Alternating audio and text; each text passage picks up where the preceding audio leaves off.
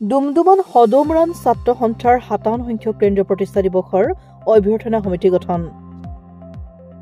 ভূমিপুত্ৰ মৰাণ জনগোষ্ঠীৰ একমাত্ৰ ছাত্ৰ সংগঠন সদমৰাণ ছাত্ৰ সন্থাই অহা ৫ মাৰ্চ তাৰিখে ৫৭ সংখ্যক প্ৰতিষ্ঠা দিৱস উদযাপন কৰিব।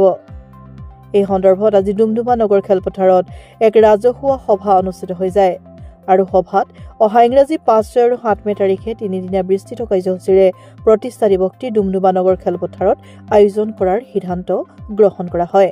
সভাত মূলেন্দ্ৰ মৰাণক সভাপতি, প্ৰভূত বৰাক মুখ্য সম্পাদক আৰু তপন মৰাণক কোষাধ্যক্ষ হিচাপে লৈ এক শক্তিশালী অভ্যৰ্থনা সমিতি গঠন কৰা হয়।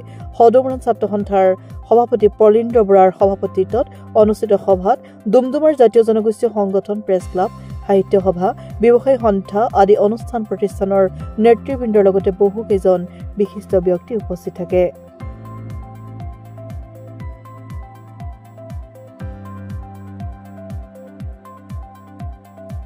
বিশেষকৈ মই এই অনুষ্ঠানলৈ শুভেচ্ছামূলক বাৰ্তা এটা দিলোঁ।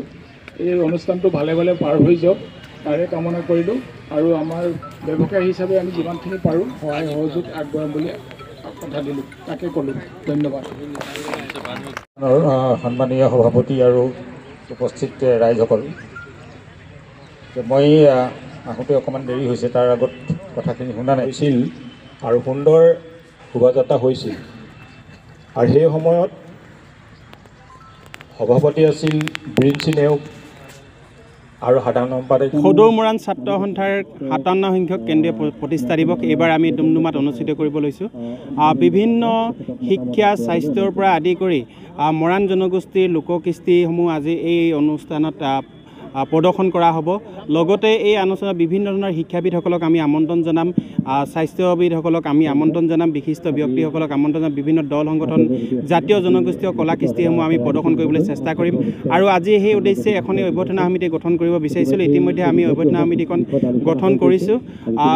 মূলেন্দ্ৰ মৰাণক সভাপতি, প্ৰভূত বৰুৱাক মুখ্য সম্পাদক আৰু তপন মৰাণক কোষাধ্যক্ষ হিচাপে লৈ এখন শক্তিশালী সমিতি গঠন হৈছে বুলি আমি আশা ৰাখিছোঁ। আৰু এই সমিতিখনৰ জৰিয়তে যাতে এই ডুমডুমাৰ বসবাস কৰা প্ৰতিগৰাকী জাতি জনগোষ্ঠীক আমি একত্ৰিত কৰি এই প্ৰতিষ্ঠা দিৱসখিনি সৰ্বাংগীন সুন্দৰ কৰিব পাৰোঁ আৰু প্ৰতিটো জাতি জনগোষ্ঠীক আমি তেওঁলোকৰ কৃষ্টি প্ৰদৰ্শনসমূহ প্ৰদৰ্শন কৰিবৰ কাৰণে সুবিধা কৰি দিব পাৰোঁ। তাৰ কাৰণে আমি এই অনুষ্ঠানবিলাক আৰম্ভ কৰিম আৰু আশা ৰাখিছোঁ প্ৰতিগৰাকী জাতীয় জনগোষ্ঠীয় লোকে আমাৰ এই অনুষ্ঠানত সহযোগিতা আগবঢ়াব আৰু পৰামৰ্শ আগবঢ়াব। লগতে আশা ৰাখিছোঁ যিসমূহ অনুষ্ঠান হ'ব প্ৰতিটো জাতি জনগোষ্ঠীৰ লগত সংগৰি অনুষ্ঠানখিনি কৰা হ'ব আৰু যিসকল ব্যক্তিক আমি আমন্ত্ৰণ জনাম প্ৰতিগৰাকী ব্যক্তিয়ে যাতে এই ডুমডুমাৰ ৫৭ সংখ্যক কেন্দ্ৰীয় প্ৰতিষ্ঠা দিৱসলৈ আহি আমাৰ জনগোষ্ঠীৰ লগতে অসমীয়া জাতিটোৰ আচলতে সৰ্বাংগীন উন্নয়নৰ কাৰণে আমাক এটা ভাল পৰামৰ্শ দি যাব বুলি আশা ৰাখিছোঁ আৰু অনাগত দিনতো সকলোৰে সহযোগিতা কামনা কৰি এই প্ৰতিষ্ঠা দিৱস সফল কৰাৰ ক্ষেত্ৰত সকলোৰে সহযোগিতা বিচাৰিলোঁ। সদমৰাণ ছাত্ৰ সন্থাৰ ৫৭ সংখ্যক প্ৰতিষ্ঠা দিৱস এইবাৰ ৩টা দিনৰ বিশেষ কাৰ্যসূচীৰে ডুমডুমাত অনুষ্ঠিত কৰিবলৈ তেওঁলোকে মনস্থিত কৰিছে আৰু আজি এখন অভ্যৰ্থনা সমিতি তেওঁলোকে গঠন কৰিছে আৰু এই অভ্যৰ্থনা সমিতিতে অভাজনক তেওঁলোকে সভাপতি গুৰু দায়িত্ব তেওঁলোকে অৰ্পণ কৰিছে। সকলো ৰাইজৰ সহায় সহযোগিতা কামনা কৰিছোঁ যে ইয়াত ডুমডুমা অঞ্চলত বাস কৰা প্ৰতিটো জাতি জনগোষ্ঠীৰ যাতে ভাতৃত্ববোধ, একতা আৰু সমন্বয়টোক আমি মূলধন হিচাপে লৈ যাতে অনাগত দিনত এই প্ৰতিষ্ঠা দিৱসৰ যি তিনিদিনীয়া কাৰ্যসূচী, এই কাৰ্যসূচীৰ পৰা এটা বাৰ্তা যাতে আমি দিব পাৰোঁ।